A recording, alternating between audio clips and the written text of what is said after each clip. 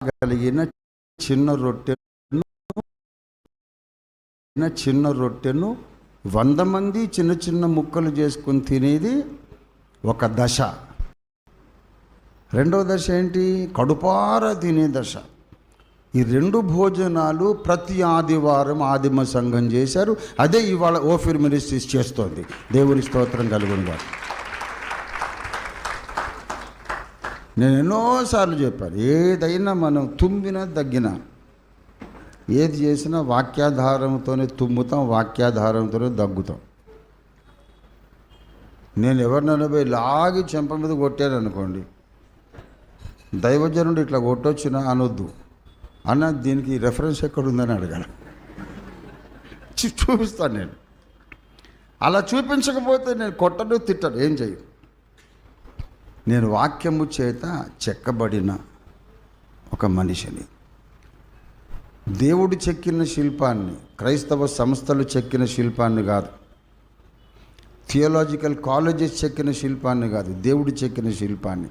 ప్రతి అడుగు పౌలు వెనకే వేస్తున్నవాడిని. దేవుని స్తోత్రం కలుగునుగాక. ప్రియులారా,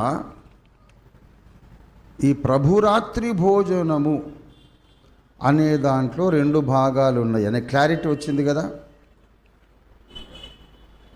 కనుక మనము ఒకరికంటే ఒకరు ముందు తినేసి నా పని ముగించుకుందాం అనుకునే బుద్ధి మంచిది కాదనే ఇక్కడ ప్రకటిస్తుంటాం.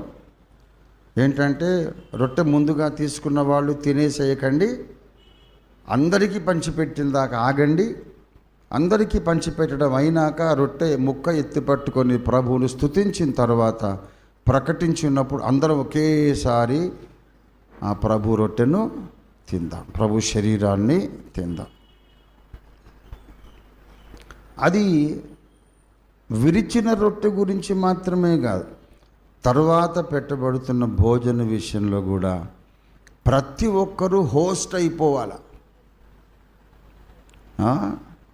హోస్ట్ అయిపోవాలి అంటే నేను కాదు, అందరూ తినడం ముఖ్యం అనే క్రమశిక్షణలు ఉండాలనేది పరిపూర్ణమైన క్రైస్తవ సంఘ ఆరాధన క్రమము.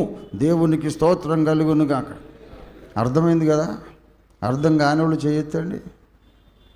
I thought as clearly as possible I explained it.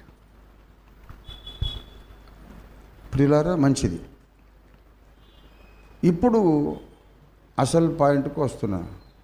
నేను ఫోన్లో చెప్తున్న క్రిస్టఫర్, నేను వచ్చి క్లుప్త ప్రసంగం చేసేస్తాను అంటే, బిడ్డ ఇంట్లో నాన్న ఇవాళ అయిపోయింది మా సంగతి, ఎందుకంటే నువ్వు క్లుప్త ప్రసంగం అన్నావంటే మేమందరం సజీవ యాగమే అని. అబుల్ గారు కూడా ఎవరు అసలు నేను ఎంతైనా నమ్మదగనివాడిని అయిపోయా. క్లుప్తం అన్నాడంటే మనం అయిపోయామే, ఇంకా 2 గంటలు వదలడు దుర్మార్గుడు అని అందరూ నన్ను ప్రేమతో దీవిస్తూ ఉన్నారు. ప్రియులారా, ఆఖరి పాయింట్ చెప్తున్నా. ఈ 2 దశల ఇదొక స్పెషల్ మెసేజ్గా అప్లోడ్ చేయండి అబ్బులు గారు. ఈ మెసేజ్ చాలా ఇంపార్టెంట్ సార్వత్రిక సంఘానికి.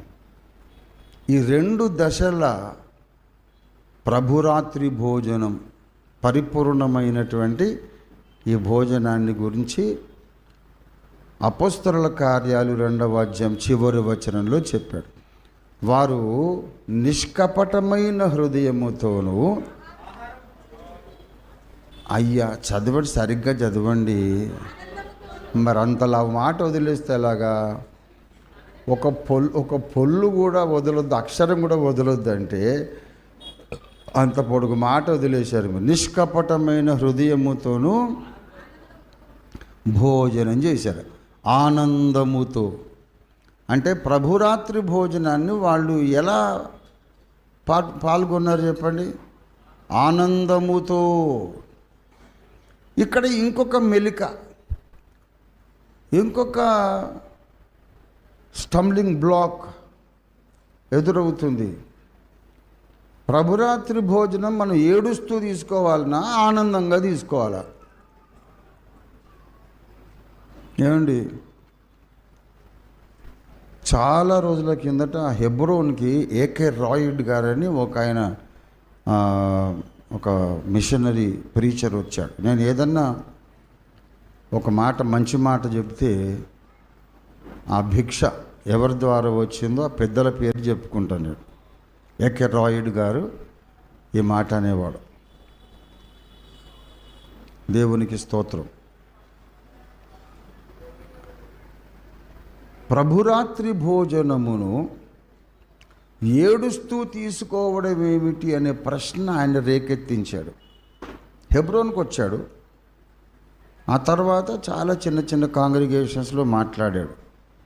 మీరు అమెరికా నుండి వచ్చి ఇంత పెద్ద బోధకుడు, ఇంత పెద్ద మిషనరీ, కోటీశ్వరుడు ఆయన, మీరు చిన్న చిన్న ఇండ్లల్లో గదుల్లో వాక్యం చెబుతారు ఏంటండి అని అడిగాం. జగద్గిరి గుట్టకు కూడా వచ్చాడు. అక్కడ ప్రభాకర్ రెడ్డి గారు అనే సంఘం, ఆయన సంఘానికి కూడా వచ్చారు. ఏంటి సార్ మీరు ఇంత గొప్ప దైవజనులు చిన్న చిన్న గదుల్లో మాట్లాడతారంటే ఆయన నవ్వి అన్నాడు, బ్రదర్, ఈ పెద్ద పెద్ద సంఘాలు లక్షల మంది కూడుకునేదే వాక్య విరుద్ధం అనేసాడు. వెరీ రివల్యూషనరీ థింకర్ ఆయన. ఆయనను అర్థం చేసుకోలేక, అకామిడేట్ చేయలేక ఫ్లైట్ ఎక్కించి పంపించేశారు అందరు కలిసి.